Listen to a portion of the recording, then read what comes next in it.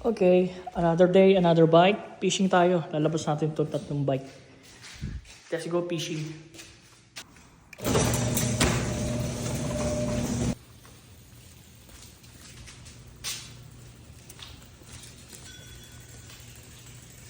So, tatlong bike to. Yung isang bike nandun sa likod ng bahay. So, kuhain natin kasi apat tayo mag-bike.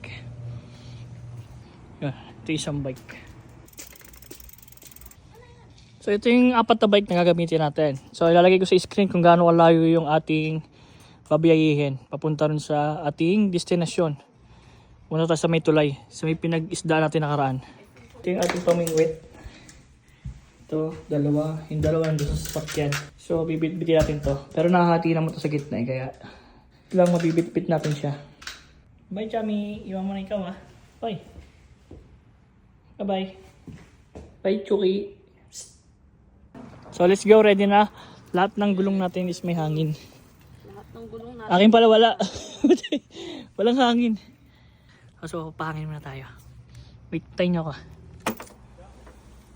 So kailangan natin buksan to para mapagpahangin tayo kasi isasaksak natin yung ito. Pinaasa. Hindi naman kasama. Kailangan natin siya mapaabot sa at least 35. Okay. Let's go. So change plan tayo. Dito tayo mangingisda. Magbabike na lang tayo papunta ron. Isang ikot lang na malayo. Mga ano yun, 6 kilometers. Ganito kalayo. Nasa screen ulit. Ganun lang, papawis lang. Tapos ano, pahinga, kain, tulog, pasok uli bukas. Let's go. Let's go.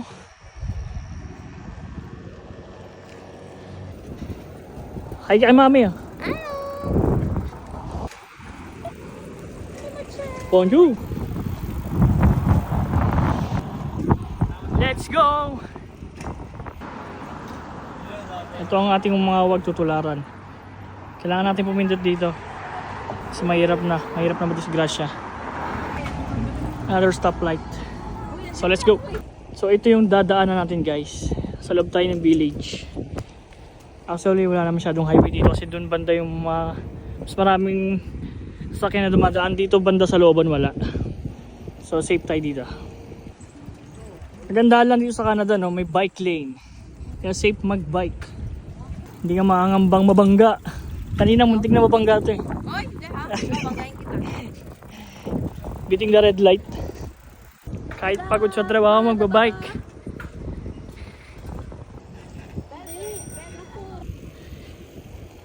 Ang sarap magbike. Lamig ng hangin guys. Ang sarap lang enjoy ng mga gantong pagkakataon. Enjoy life. Enjoy Goya. Yes. Tipang kalsada. Naharap ako. Doon. Sa harap mo. Ah. So safe magbike dito pero hindi safe magbike na nagsi-cellphone. Dito na tayo sa may lake guys. Siguro after 10 minutes nakarating na tayo dito. Hindi ikuti lang natin itong buong to. Simula doon hanggang dito labas natin. Mamaya papakita ko sa inyo sa may Strava kung gaano kalayo na ikot natin.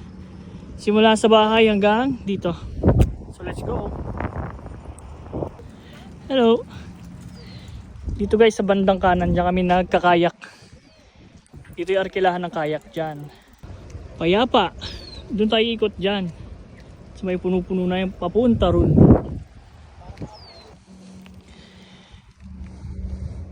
Lumalamig guys. Dito sa part na to medyo madilim na.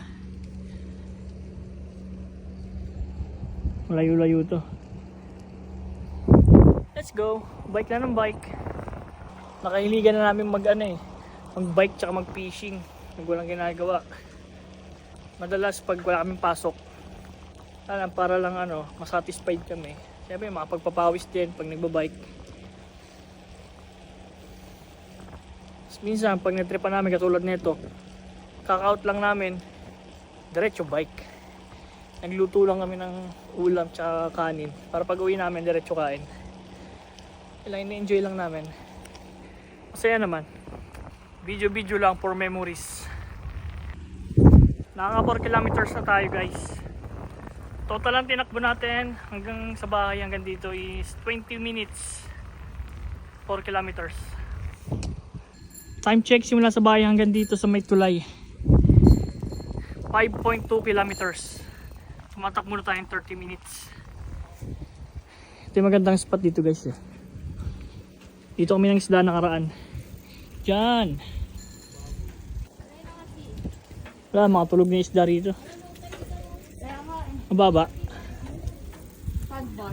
Ano, low tide nga doon sa may bandang kanan. Ganda ng view guys. Oh.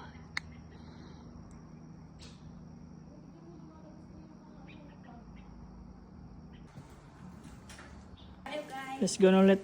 Kain na tayo. Uwi na tayo guys. So, banda ron madilim na. Dito lang tayo siguro muna. Kita-kita na lang ulit tayo sa bahay. Medyo maliwanag na. Ingat! Sobrang dilim, di ba? Kaya sa bahay na lang siguro ulit. So ayun guys, finally. Naka ano tayo? 53 minutes total. 10 kilometers and 400 meters. Pagod. Sa mga bata. So next time ulit. Galing ka bike, may lechon. Next time ulit tayo mag-bike.